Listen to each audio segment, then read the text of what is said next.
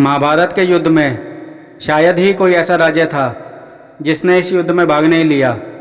आर्यावर्त के समस्त राजा या तो कौरव अथवा पांडवों के पक्ष में खड़े दिख रहे थे। श्री बलराम और रुक्मी ये दो ही ऐसे व्यक्ति थे जिन्होंने इस युद्ध में भाग नहीं लिया। किंतु एक और राज्य ऐसा था जो युद्ध क्षेत्र में होते हुए भी युद्ध से विरत था। वो था दक्षिण के उडुपी का राज्य। जब उडुपी के राजा अपनी सेना सहित कुरुक्षेत्र पहुँचे तो कौरव और पांडव दोनों ही उन्हें अपनी ओर मिलाने का प्रयत्न करने लगे। उडुपी के राजा अत्यंत दूरदर्शी थे। उन्होंने श्री कृष्ण से पूछा, हे माधव, दोनों ओर से जिसे भी देखो युद्ध के लिए ललायत दिखता है, किंतु क्या किसी ने सोचा है कि दोनों ओर से उपस्थित इतनी विशाल सेना के भोजन का प्रबंध कैसे होगा?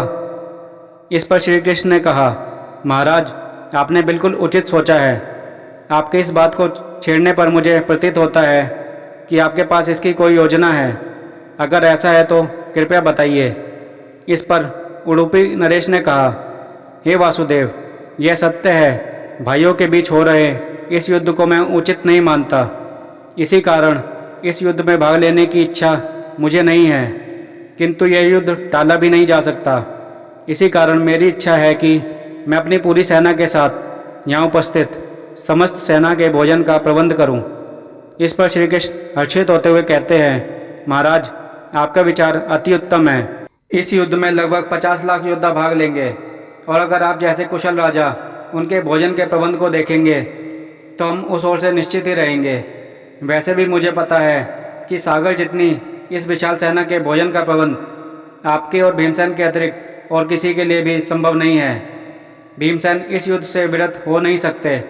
अतः मेरी आपसे प्रार्थना है कि आप अपनी सेना सहित दोनों ओर की सेना के भोजन का भार संभालिए।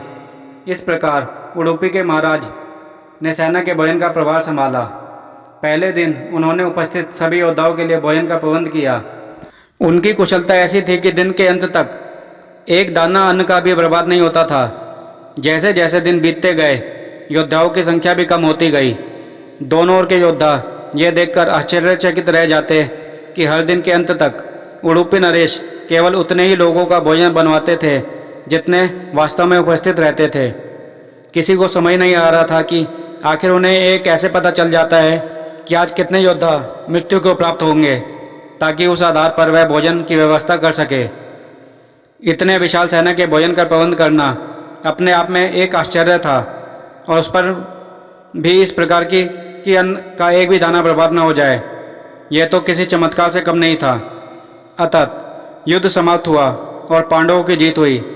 अपने राज्याभिषेक के दिन आखिरकार युधिष्ठिर से रहा नहीं गया और उन्होंने उडुपी नरेश से पूछा, हे महाराज, समस्त देशों के राजा हमारी प्रशंसा कर रहे हैं कि किस प्रकार हमने कम सेना होते हुए भी उस सेना को परास्त कर दिया जिसका नेतृत्व पितामह भीष्म, गुरु द्रोण और हमारे श्रेष्ठ भ्राता कर्ण जैसे महारथी कर रहे थे।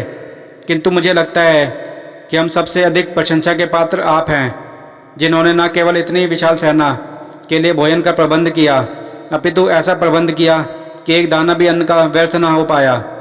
मैं आपसे इस कुशलता का रहस्य जानना चाहता हूँ। इस पर उडुपी नरेश ने हंसते हुए कहा, सम्राट, आपने जो इस युद्ध में विजय पाई है उसका श्रेय किसे देंगे? इस पर युधिष्ठिर ने कहा, श्री कृष्ण के अतिरिक्त इसका श्रेय और किसे जा सकता है? अगर वह न होते तो कौरव सेना को परास्त करना असंभव था। तभी उडुपी नरेश ने कहा, हे महाराज, आप जिसे मेरा चमत्कार कह रहे हैं वो भी श्री कृष्ण का ही प्रताप है। ऐसा सुनकर वहाँ उपस्थित सभी लोग आश्चर्यचकित हो गए। तब उडुपी नरेश ने इस रहस्य पर से पर्दा उठाया और कहा, हे महाराज, श्री कृष्ण प्रतिदिन रात्रि में मूंगफली खाते थे। मैं प्रतिदिन उनके शिविर में गिनकर मूंगफली रखता था और उनके खाने के पश्चात गिनकर देखता था कि उन्होंने कितनी मूंगफली खाई है। वह जितनी मूंगफली खाते उसमें से ठीक 1000 गुना सैनिक अगले दिन युद्ध में मारे जाते। अर्थात अगर वह 50 मूंगफली खाते थे तो मैं समझ जाता था कि अगले दिन 50,000 योद्धा युद्ध में मारे जाएंगे। उसी अनुपात में मैं अगले दिन भोजन कम बनवाता था। यही कारण था कि कभी भी भोजन व्यर्थ न हुआ। श्री कृष्ण के इस चमत्कार को सुनकर सभी उनके आगे नतमस्तक हो गए। यह महाभारत की सबसे दुर्लभ कथाओं में से एक है। कहानी सुनने के लिए धन्यवाद।